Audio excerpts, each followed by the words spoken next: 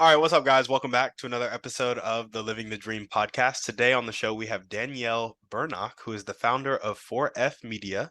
She's a podcast host, speaker, author, and coach. Danielle, how you doing? I'm doing great. How are you? I'm fantastic. Thanks for asking. And we like to jump right in. So if you can start with telling us a little bit more about yourself and what you like to do for fun, that'd be great. I loved how you asked that question first because I used to have a problem with fun. Mm, I used to have a big problem with fun because of trauma in my life because I'm a childhood trauma survivor and fun was bad. yeah. So I remember years ago, I went to this meeting, this home meeting to, meet people and stuff. And they said, "So what do you do for fun?" And I just completely froze. I didn't even know what to say. Yeah. After that, I was so embarrassed that I had to why did I do that? But since then, I do love fun. And I even like to say fun is good because even the doctor said so. Dr. Seuss says fun is good. Yeah. So I loved that. I thought that was a great little icebreaker to start with there because some people do have problem with fun because of trauma because they've been so oppressed by work and duty and fun is something that's foreign to them. But fun is good. I agree with Dr. Seuss. Fun is good. I like to travel with my husband. We haven't done it a whole lot in the last few years, but we have done it a little bit. But I love to travel with my husband. I love to go zip lining. Zip lining is one of my favorite things to do. I've done it in a few different continents. I think we've done it 10 or 13 times. I've lost count. I don't know.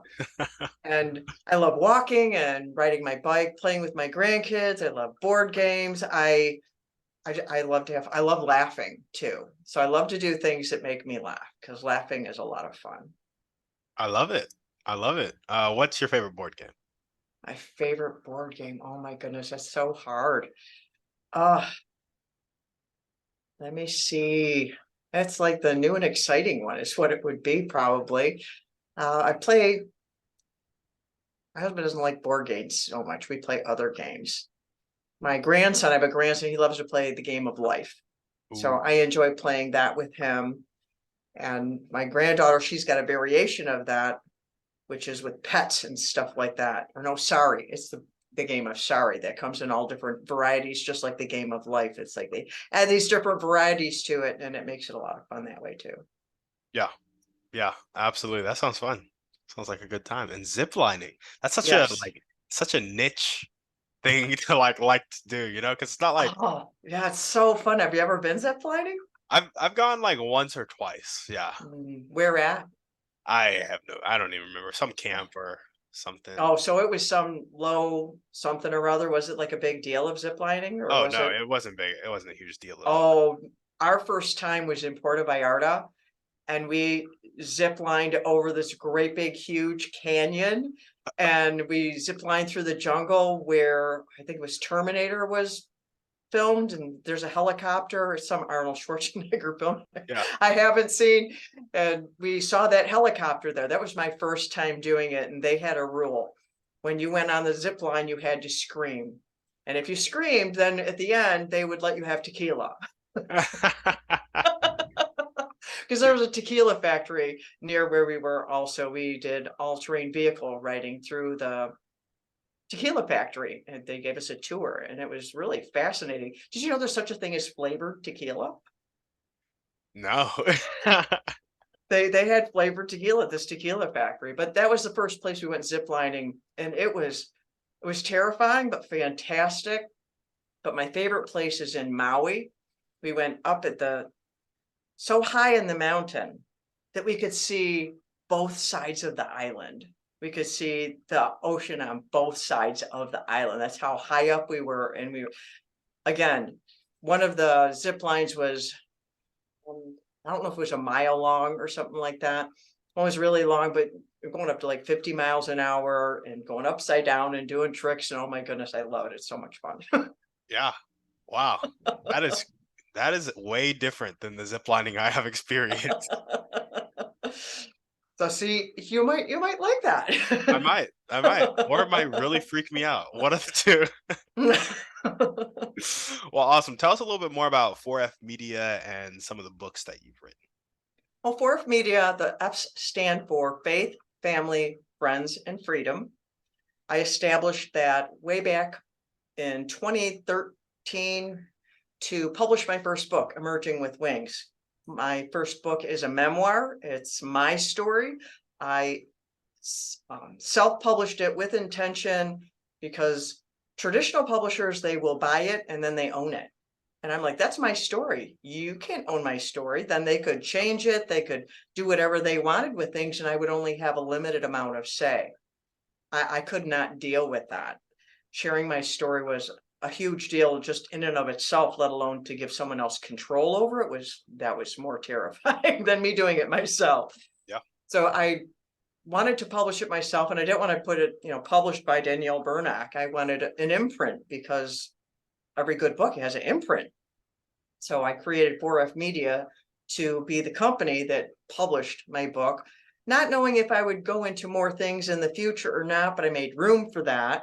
It's like in a book is media. And so if I did something else, and I was just kind of fishing and I prayed about it, and I'll give God the credit now because I think it was much more brilliant than I had the idea at the beginning. Yeah. Yeah. Absolutely. So, out of the book and its faith, family, friends, and freedom, what Mhm. does 4F Media do? Who does it help? Tell us a little bit more about. Well, the mission of 4F Media is to expose the truth of emotional trauma and break the barriers to recovery. Nice and short and sweet. Finally figured out how to shorten it because people need to have it short to be able to remember it. I'm a childhood trauma survivor. I didn't get a lot of help healing. All my healing came through self-help, fighting for it, looking for the answers, reading books, listening to this, Bible teacher who helped in this way, and listening to this psychology person over here, and putting all the different pieces together. And it took a very long time, and counseling also. And I found that in the area of psychology, they don't have faith-based things to do it. And I'm a Christian, so that matters to me. Mhm. But if you go into the church realm, a lot of times they don't want to talk about the psychology aspect of it because they seem to think a lot of them think that's worldly. So we can't do that. Well, we need both. We have a Yep. brain, we have a psyche. So 4F Media takes those two sides and puts them together so people can heal in every area, in their spirit, their soul, their body, every area of their life. I love that. I love that a lot. Um, yeah, that is so cool. And the faith, family, friends, freedom, where do kind of tell us how all four play into that healing process? Well, I picked those four things because faith is my core. Family is my dream, building my family, because my family growing up is Yeah, part of my trauma and part of my pain. Friends, because we need support. And freedom, because that's what I fought for, was for freedom. And to live a life that's worth living, we need to live free. So absolutely. those things, they all fit into that because love mitigates trauma and love heals. So we need faith, family, and friends, and then we need to fight for our freedom because freedom doesn't just happen. You know, I live in America, and people fought for us to live this free life here. Yeah, It didn't just happen. Someone fought for it. So likewise, when someone needs to get free in their mind or in their emotions or free in whatever area they need to get free in, they have to fight for it. They yeah. have to fight for it. So I love that. I love that clarity on the realistic nature of freedom. It's mm, like it's fought for and won, you know. mhm. Has biblical undertones of like a price was paid, Yeah. you know? Yes. For sure. Someone fought for it. We have to accept it. We have to be willing participants in that also. And people have such a tendency to just want things to just land on them. But anything of value is worth being involved in, fighting for, or participating in. We have to be a willing participant. It just doesn't land on you. Like life is hard. Yeah, yeah. Well, I'm tell us. reminded of a line in an old TV program called Boy Meets World. Oh, that was a good show. I love that show. And he said, and one of the brother said to the other brother, said, life is hard. Wear a helmet. Yeah, yeah, no, absolutely. Would you mind telling us a little bit more about your childhood trauma and kind of then dive into the healing process a little bit for us? Well, suffered a lot of different traumas that I didn't know were trauma, which is the point of why I do what I do. I am really driven to make the invisible seen so those who are silently wounded because they can't see the trauma, so they can heal and embrace what I call their God-given greatness. Mm. There's a thing called childhood emotional neglect that many people have never heard of. And that's when a child doesn't get their emotional needs met. I grew up, I was a baby boomer. I still am, I guess, but it's funny. I grew up in that time frame. Generally speaking, emotions weren't even a part of anyone's thought process. They Yeah. were things to be shut down. And many people in my generation are suffering from that. Many of them won't even acknowledge it because they are afraid of throwing their parents under the bus. I had good parents. They loved me, this and that and the other thing, and they fight for us. Like, yeah, but do you got this going on in your life? And that's where I try and help people. Well, do you want to live with that side effect in your life, or do you want to live a better life? You really have a choice. Yeah. A lot of people, they won't do the work, but because they have to do the work, because it takes work to heal from childhood emotional neglect. When you have that, it's your emotions didn't form properly. They don't operate properly. You have these negative side effects that strip you of your sense of value. That's part of what trauma does, is strips a person of their sense of self and their sense of value. So that was the undergirding line of my trauma, which really makes a person more susceptible to the other traumas. Resilience would make a person stronger so they could resist it. Having the emotional neglect made me, I don't want to use the word weaker, but it's the one I'm coming up with right now, made me more susceptible. It's like my emotional immune system didn't work. Hmm. Hmm. Whereas resilience strengthens your emotional immune system. But then I had trauma at school. I was shamed in school as a 6-year-old by my teacher in front of my class. I had shame in my sixth grade class in front of the entire school. I had shame in front of the entire church in that same age group because I had disassociated. I struggle with where exactly it was in the timeline of age. Was I 10? Was I 11? Not quite sure, but in that fifth, sixth, seventh grade is where bulk of it happened. And then in junior high, also I had bullying that went on. I had bullying in the neighborhood. I had bullying where this one bully attacked my identity using my name, which fed right into the childhood emotional neglect. And then I had multiple deaths that took place. I lost my grandmother, and 2 months later, I lost my dad. I was there to watch it, and it was traumatic experience that taking place, how he died. And 4 years later, I lost my brother, and that was traumatic. Just that when my mom told me about my brother, I screamed and passed out. That's kind of like a little clue that it was traumatic to me. Uh, But all of that, I had no idea what trauma was. It was just my life. That's the problem with many people living with trauma, not knowing that they have it. So many people live with trauma and don't even know that they're suffering from it. They just know that they're suffering, which is why I want to highlight things for people to open their eyes. I'm doing a workshop in the area around here, many of them in the local area, called Trauma Informed Self, because self is my process, SELF.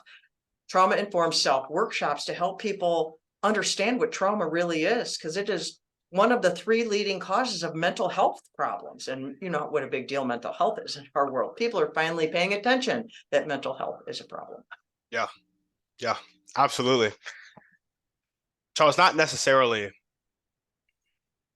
it is really bad stuff. That how society would view bad stuff, like really crazy bad stuff happening. But it's also, it could just be that emotional neglect or like an absent Mhm. parent, even though you were provided for. Like that also falls into trauma, how you're describing it. Is that right? Mhm. Yeah, and I'm listening to how you're saying that, and that's exactly how people tend to think of it. Oh, it doesn't have to be that, it can also be, and there's that separation of Hmm. people's misunderstanding of trauma. Because what you are talking about is what's called a trauma exposure. A trauma exposure is a situation, it's an event, it's something that happened, it's the circumstance. That's a trauma exposure because trauma is personal. Two people can go through the exact same thing and come out completely different. Yep. And that's where it's so important for people to understand that. See, it wasn't the situation. It was how that person was able or unable to process what they went through. That's what trauma is. It's the wound that's left behind. It's the involuntary wound that's left behind that affects how you think, how you feel, how you behave, how you react. It's all those reactions. It's what's going on inside of the person where people can't see with their eyeballs. That's a good explanation because definitely not how I thought about it. People talk about trauma, they think, oh, that's war, that's a tsunami, that's a mass shooting, and they measure it by these big, huge catastrophes. No, those are events. Those are events. I just named events. Trauma is what happens inside of a human. Trauma is a wound. I gotcha. I gotcha. And so you mentioned self, which is your method. Is that correct? Yes. Talk to us about the work that people need to do. I assume it's using that self method. So if you could, if it's not, then can you also break down the work and explain the method? But walk us Sure, through I that work. can use my method. That I got that method after praying and going, God, what did you do? How did you help me? Because it's like I wanted to help other people because I am not the same person I used to be at all. I wouldn't have done this a number of years ago. I wouldn't be here like this, but Yeah. I'm profoundly different because God healed me, but it wasn't abracadabra or magic and say a quick little prayer and then you're fine. It's not like that. My first book, Emerging with Wings, when I sat down to write that book, I put myself in counseling to write it because I was of the mindset that I had healed. Little did I know, there was a lot more. There was a whole second half of that book. Yeah. I knew the first 8 chapters, but in counseling, I learned the second 8 chapters. I learned about the childhood emotional neglect. I had no idea of that. I learned about my core trauma, which I had no idea. I learned how the bullying with my name, how that had fed into the childhood emotional neglect and the layers of things. So wanting to help people, it's like, well, how do I help them? What did you do? How did you help me, God? Like I said at the beginning, I read and I did this and I did this and I did this and all these different things just crawling and scraping and grabbing to heal, just to stop being miserable, doing whatever I could find to do and applying it. But people can't follow that. That's haphazard. That's too messy. My journey was horrendously messy. So God gave me the process of self. He showed me how he had done that through the layers and simplified it for me. Because self stands for see, expose, love, and free. It stands for C, which is for awareness. It's all about awareness. You have to be aware of something before you can do anything about it. If you don't know that you have trauma, you won't do anything about it. Yeah. If you won't acknowledge the truth that it's trauma, you won't do anything about it. You have to see, you have to be aware of something in your life to do something about it. Then the E is for expose. You have to look underneath. Why? Why? Why is that in your life? Why did it happen like that? Why is it affecting you like this? And L is for love, because love heals. And after you see and you expose things, you're going to feel like crap. Yeah. And you need courage and you need boldness to do something about it. So you have to lavish love. You have to get love. We get love from ourselves, except for if we're in self-loathing, which needs to be healed. We need to get love from our family, but if they're part of our trauma, that's a problem too. And we need to get love from friends, but if we have attachment issues, then we probably have relationship issues. And we need to get love from God. And if we have spiritual trauma and religious trauma like I did, then that was a problem too. We need love. So we need to get love. We need to find love. That's why people are looking for love in all the wrong places, like that song we hear. Yeah. Because we need love. We do need love. So love is something that I provide for people however I can. I've become that lady on the internet who loves you. I started that hashtag before the pandemic. It kind of evolved that way. But seeing the need for love, love has always been my core message. It's the subtitle of my first book is The True Story of Pain, Lies, and the Love That Heals. And that love is the love of God. But it has to go deeper than just saying the words. We have to experience the love of God. We have to experience love. It has to be a tangible experience in our soul. It can't just be words you slap on it. People have to feel it. They have to understand it. They have to internalize it. So that's part of the process of how to get that in there when you have things that are coming against that or things that are broken down. That's a real important part of the process. And I have a book I give away free at my website called Love's Manifesto. So that's something I can give people some love. Here is some love. You can start with this at least. Yeah. So I can start people like priming the pump of that. And then F stands for free. And those are the action steps. That's when you start to do something about it. You've seen that you have this issue.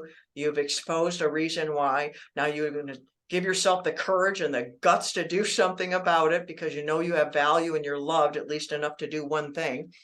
And then you take an action step.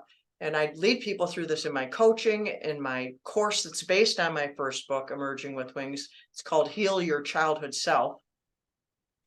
It takes people through that process, but it's a process that has to be done over and over again because we go in layers, we heal in layers, and we can only handle so much at a time. We need a time of rest in there as well, a time to celebrate. Once you've done something, you've done emotional work. In my course, I tell people you need to stop and celebrate. You need to do some good emotional self-care right now. What can you do to make yourself feel good, that's healthy, that's good for you? Yeah. To congratulate yourself. You've done hard work. I'm proud of you, kind of thing. So that's the self process. And it's, like I said, it's repetitive. So Yeah. I like that. I like that. I like the love interjection there. Like oftentimes you'll hear similar processes like this. It's like get the awareness, dig a little deeper to really know thyself, and then take action. But I like the love interjection there because I feel like it really is the foundation of all. And like you said, love really does heal. So I like that a lot. well, Thanks for studies have shown that the way they put it is love mitigates trauma. They use that word mitigates. I had to look it up. I like knew what it meant, but I wanted to like definitely yeah, look it up. And it means to make it smaller. It's to reduce. So love mitigates trauma. Being surrounded by support mitigates trauma. That's why surrounding yourself with friends and loved ones when you're going through hard times, that can actually make the difference between whether or not you become traumatized or if you don't, yeah, for sure. or how much trauma you suffer. Because trauma comes in different levels too. How severely are you hindered in your life by it? It might be, oh, I just can't do these couple of things, or just my relationships are a little messed up because I have attachment issues. And it might be just something that's a forward thing. That's why I'm a coach, because coaching is forward focused. Whereas if someone they really need to do a lot of the past work, they need a counselor because then you sit in your past for a while. Yeah, yeah, absolutely. Well, I heard you say that you really want to help people, and that's when you start asking God, "How did you help me? How did you help me?" Would you say that's your primary motivation in life, the thing that gets you up and gets you going, just helping people, or is there some other words you would put to that motivation? What gets me up in the morning is I love life. Hmm. I love life and I appreciate life because I used to be so miserable. I used to want to die. I used to want to attack and hurt myself and punish myself and torture myself. And I'm not like that anymore. I love life. So every day when I get up in the morning, the first thing I do is I thank God for another day of life. I'm just thankful for life, for the opportunity to live and to breathe and to enjoy this thing called life. And then to spend time with the people that I love and to help people. But that's because I have life is the Yeah, only reason that I can do those things. But yeah, I thought about that because you had asked that on the front end. It's like, no, just because I was so miserable. And when you've been miserable and you're not miserable anymore, you really, you love life. It's like after a person's been sick and then they're healthy, they go, oh, I can breathe. Oh my goodness, I love breathing. And then they get used to it again and forget again. Yeah. But so I love life. I'm very thankful for life. Mm. That's the best, like, it's just the best thing to come from, you know? Just wake up Hmm. and know that like life is like one, it's elusive. Like I heard it's like 1 in 4 trillion that each of us was born. Like the odds were just so small that any individual was born. Like to be alive, you've already hit the lottery like 4 times, you know? And so I just think that's really cool to remember that another day is like just another lottery. Like you get to live life again. It's epic. Well, cool. Let's jump into your dreams and goals. So I like that tagline. Can you remind me of it? It was expose the truth of emotional trauma and break the barriers To recovery. to recovery. To recovery. I had down to freedom, but I knew that wasn't quite right. To recovery. Exposing the truth of emotional trauma and breaking the barriers to recovery. Mm, awesome. And if that is the vision for your company, are there any dreams and goals that you want to add to that about your company or your life in general? Yeah, I was thinking about that and I thought it was so cool to think about it because my primary one is a personal goal, and that is to raise a family, have a family. They're grown up now and I have grandkids. Raise a family that's strong, loving, and faith filled because I didn't have that. And it's very important to me that I didn't injure my kids. I mean, I only have kids because of God. That story's in my book too. So I go to him whenever I have trouble. You started this. And he always comes through. He always does. But to raise a good, strong, faith-filled, loving family that's good and strong. Families are broken and hurting, and it's so easy for one to get broken and hurting because life's hard. We need to wear a helmet. We talked about that. Things happen. So to do this, it takes a lot of work to build a good, strong family that is well connected and work through things and talk through things and can be on the same page and can fight nice and work through the difficulties because we have people have relationship problems because we have our own opinions and we think we're right all the time sometimes. So Yep. Yep. that's just part of being human. So that is my primary dream in life, is to do that. But then my primary dream that I have as a goal is to reach 1 million people with my message of 4F media and exposing the trauma to make it visible, that invisible thing, making it visible. And as I was thinking about that, and I want to help people to do that. I thought about, well, that's so they can do my first goal, so they can raise a good, strong family Yeah. that's loving and stuff. I thought, wow, that's really cool because it's really what I desire to produce in them is their ability to live the life of their dreams. Yep. If I can help them to heal so they can live the life of their dreams, then that just blesses my heart. I get to enjoy my family. I get to help other people, and so they can enjoy their families. Yeah. Yeah. Absolutely. I like that. I like how those two are connected. Yeah, and then there's another one in there. I want to live a good, long, God glorifying life. And I thought that goes with that second thing too. If I help people heal from their trauma and they know that God had a plan in that, in their healing, and He loves them, and that will help them live a longer life and a more God glorifying life and enjoy their life better. Because trauma makes people sick. Trauma even kills people. It gives people cancer, it gives people diabetes, it gives people heart problems, it gives them gastrointestinal things. When they won't deal with their trauma, it makes people sick. And then if they don't take care of that, it kills them. So, I Mm. mean, trauma is a serious thing, and it's not war, it's what's going on the inside of a person. Yeah. Yeah. Absolutely. Well, what are the top 1 to 2 skills that you need to develop right now to reach that 1 million people with 4F Media? What I came up with is commitment and revisiting my why. They are two things that I need to do all the time. I need to shore up my commitment because things get tiring. Disappointment happens. And then revisiting my why and recommit.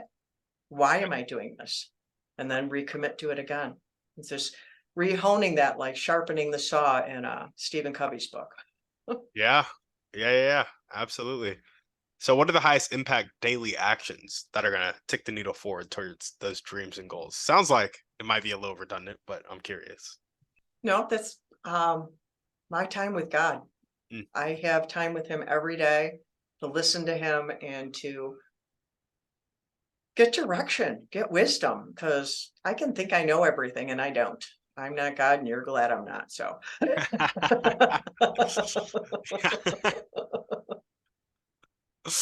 I love it.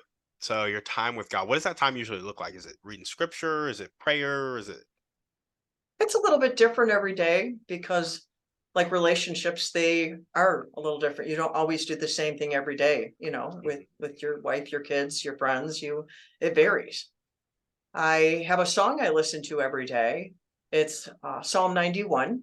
I listen to that every day. It calms me and it reminds me that God's protecting me Yeah. and to abide with him, and his mercy is amazing. And I just love the song. I listen to that every day. I do a 3-minute meditation every day where I just quiet myself and listen to my breathing and just calm that inner world to quiet it down because we can be very noisy on the inside of ourselves. I read scripture. I have devotions that I do from time to time. I have an app called YouVersion. They have different devotions on there. I do a devotion with a friend every day, so that varies all the time, and it has a place where we can talk about it. So we'll talk about certain things. So that's different every day. Sometimes I add reading books in there, certain parts of that. I do have a book I am going through this year. I got that book from someone I interviewed on my podcast, Nathaniel Turner. Okay. It's really quite something. He wrote this book. It's called Journeying Forward. And it's one day a week, each week. You read what he wrote, and then you journal this thing out. And it's how to live your best life. He came across this, I believe, during the pandemic. He did it himself, and a friend of his encouraged him to turn it into a book. And at the beginning of this year, I'm like, I'm going to give that a shot. And I reserved the right to stop this at any time. I wasn't committed to it because I didn't know what I was getting myself into. Yeah. But I'm really enjoying it. I'm enjoying that. So that's something I do every Monday. That's a different thing that I do. There we go. Well, thanks for sharing that with us. How has the book been? Has it been good? You started at the beginning of this year, so what is this like Yes. week 12 almost? Hmm. How many is it like one for every week of the year? Yes. Gotcha, Yes. gotcha, For one gotcha. for every, it's for the whole year. Yep. Has it been good so far? Yes, it has. I have some I like better than others, but I think that's just normal. Absolutely. It'd be weird if that's not how it was. Yeah. Well, what character trait do you most need to develop right now to make your dream life come true? Ah, persistence. Mhm. That goes with that commitment thing because it's easy to get tired and distracted. Life is distracting. Yeah, So persistence. persistence. Got it. And if there were one or two people you can meet right now, it could be a specific person or a type of person, and they'd really help you take that next step. Who would that person be, and how would they help you? Well, the person that I really would like to meet is Bob Goff. Yes, Bob. I have read his book, Love Does, and Everybody Always. Went through the online course thing of Undistracted. I actually called him on his cell phone once after I read the book, Love Does, because his phone number is in there. Yep. I was unprepared. So he chatted with me. He answered the phone. We had a little talk. I couldn't tell you what it was about because I just did it just to make myself do that. And I didn't know what I wanted to say. Yeah. But then I called him back another time, but he was on his excursion with his family on his downtime. So I didn't catch him then. Yeah. I would like to meet him and talk with him. He inspires me. I love how he uses the word whimsy. Whimsy is not a word that was ever a part of my vocabulary before him. His creativity in loving people blows me away. Yeah. It just blows me away. And I would love to be more like that.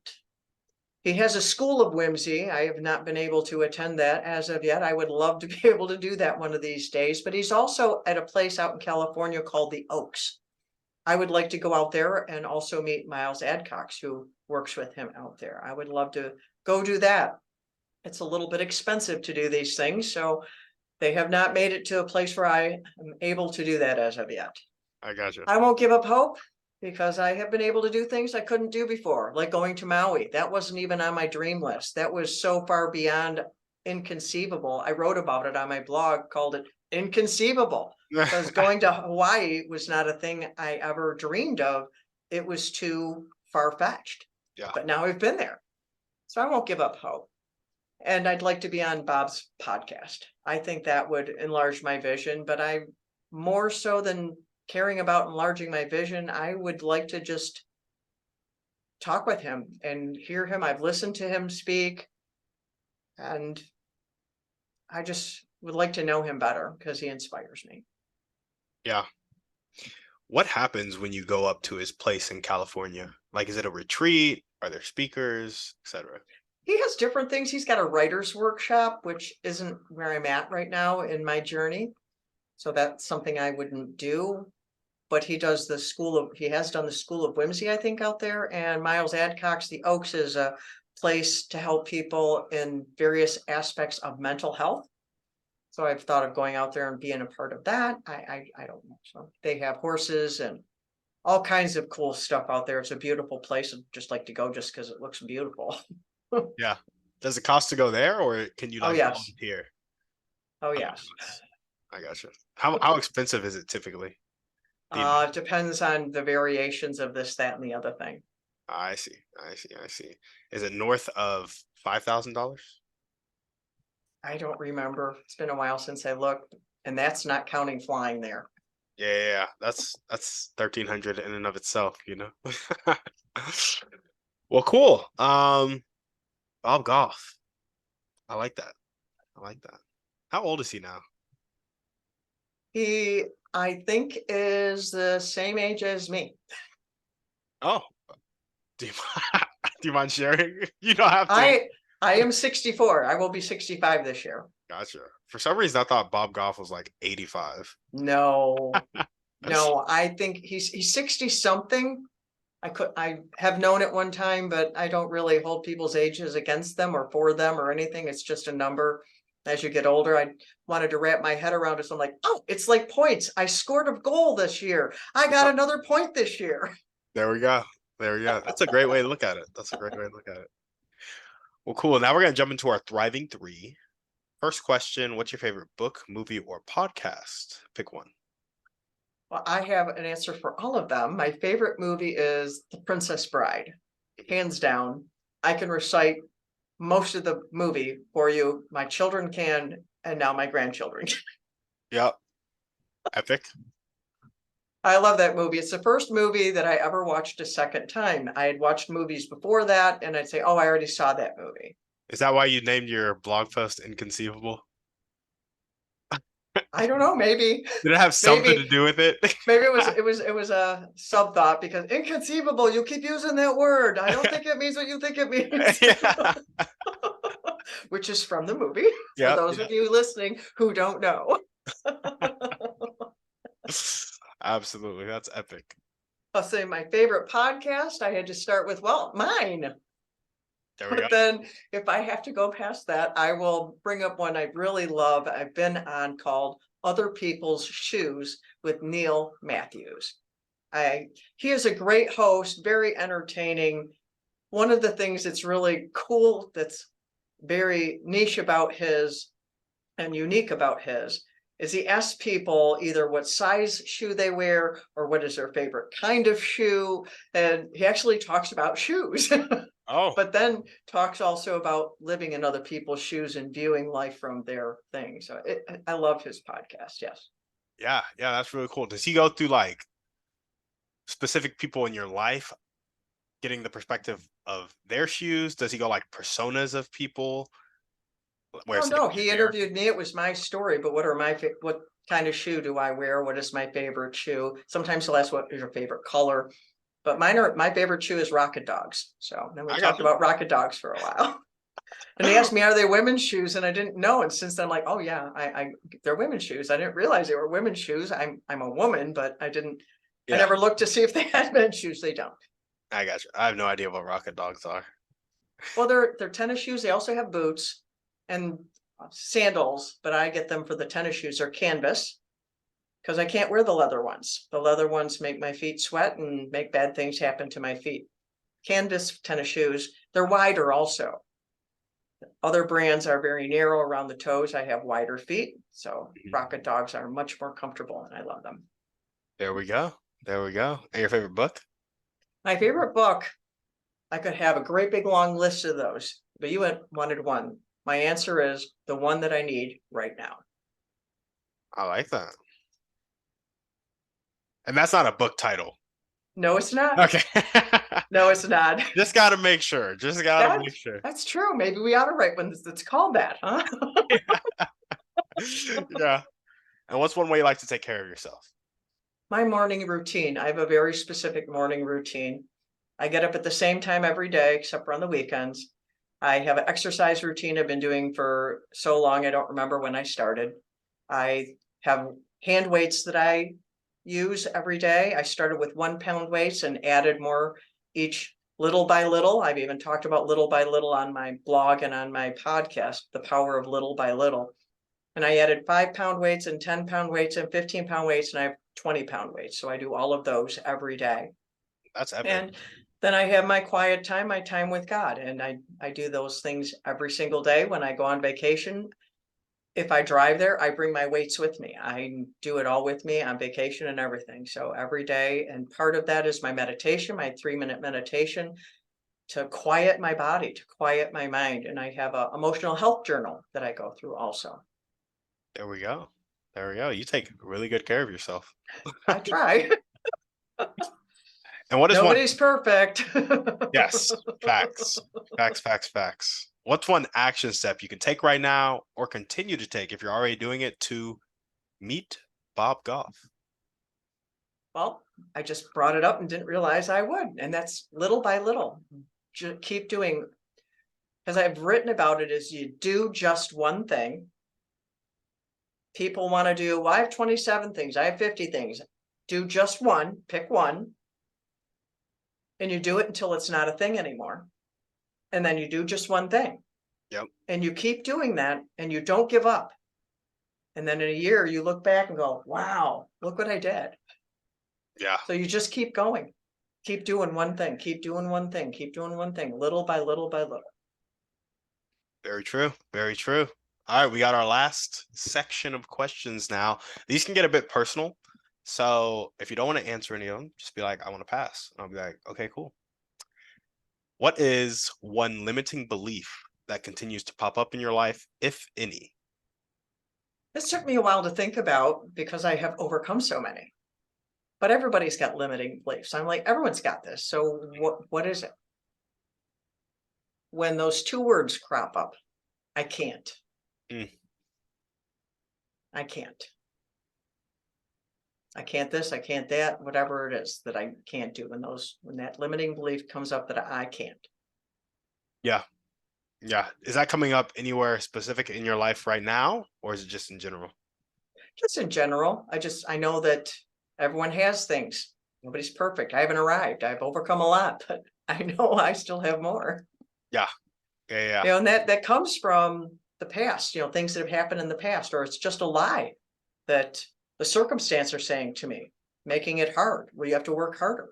You have to be persistent. You have to be committed. So, go past that lie or the past that says, well, last time you did that you couldn't. Well, maybe I couldn't then, but I can now. Yep. Yeah.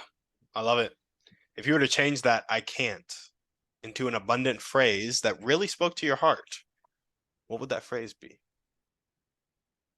It would be a scripture verse that a lot of people quote, but I would need to really lean into it, not just rattle it off like it was some magical incantation. And that's, I can do all things through Christ who gives me strength. If he is calling me to do something, if he wants me to do something, he's going to give me the power to do that. So I need to direct my attention to him, that I can do it if he's there with me. If he will help me, then I can. Yeah, and how do you personally know when he's there or when he's not there with you in a certain task?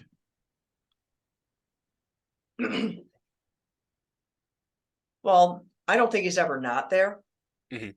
I believe, I finally believe, it took a long time for me to believe because of the trauma in my life, but I believe him when he said, I will never leave you or forsake you. I believe he's always there.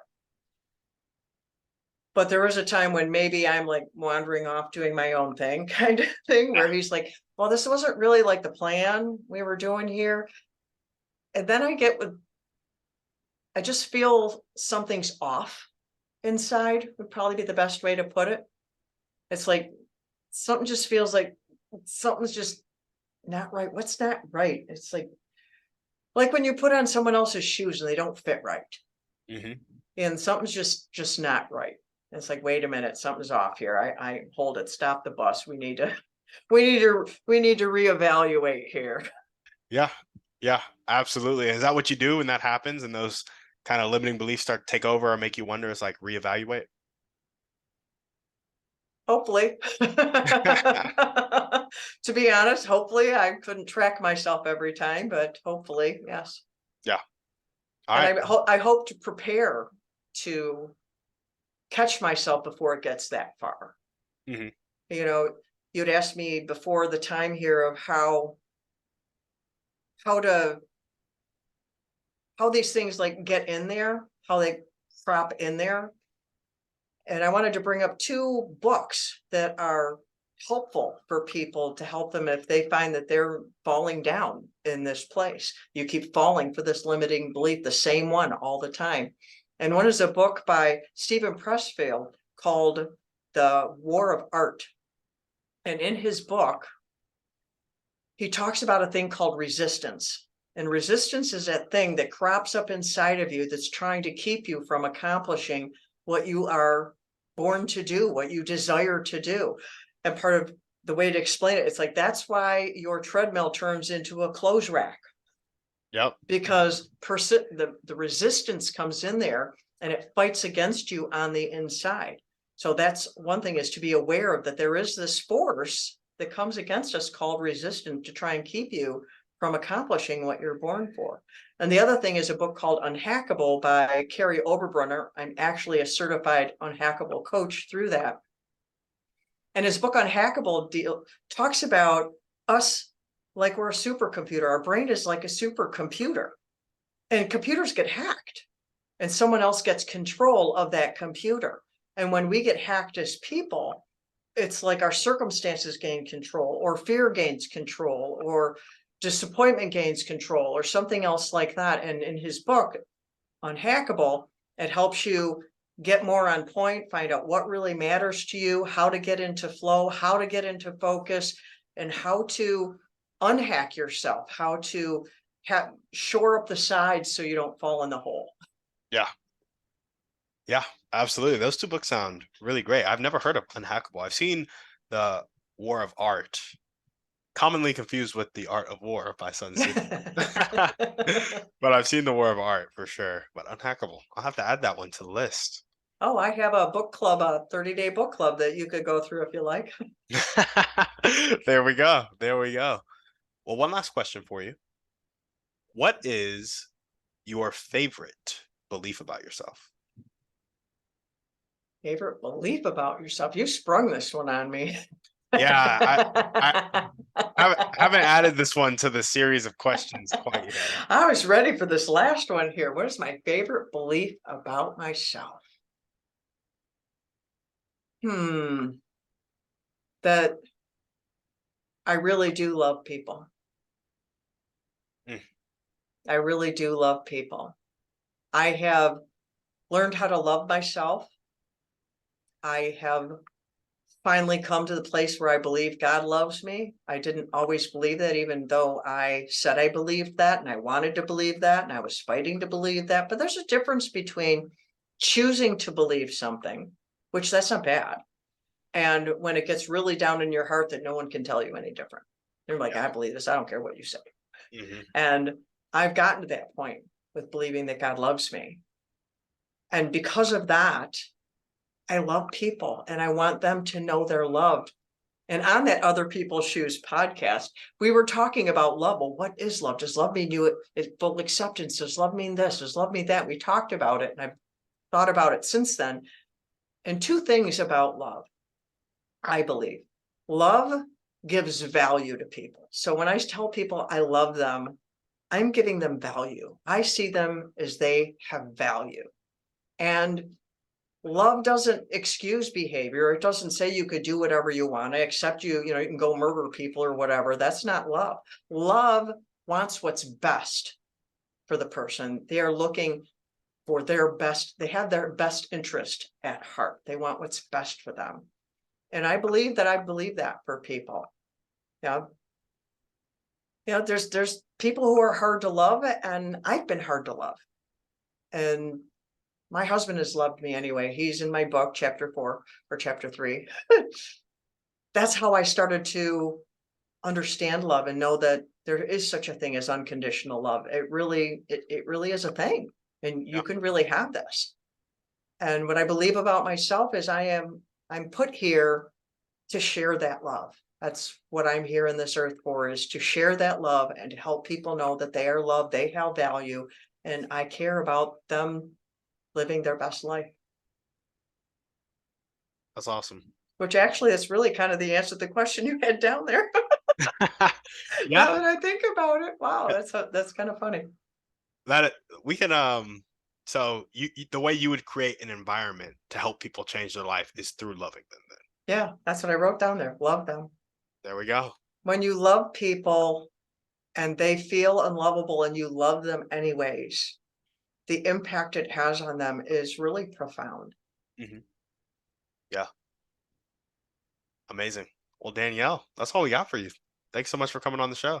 Oh, thank you for having me. This was a great time. It was very different than any other podcast interview I've done, and I thank you for that. Of course, yeah. Happy to do it and happy to have you. And where should people reach out to you if they want to know more, contact you, work with you, etc.? Oh, my website, daniellebernock.com. It's